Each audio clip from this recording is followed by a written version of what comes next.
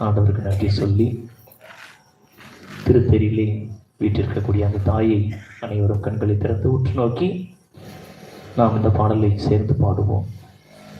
நீ செய்த நன்மை நினைக்கின்றேன், நெஞ்சுருக நன்றி சொல்கின்றேன். இறைவா இறைவா இறைவா இறைவா, நீ செய்த நன்மை நினைக்கின்றேன்.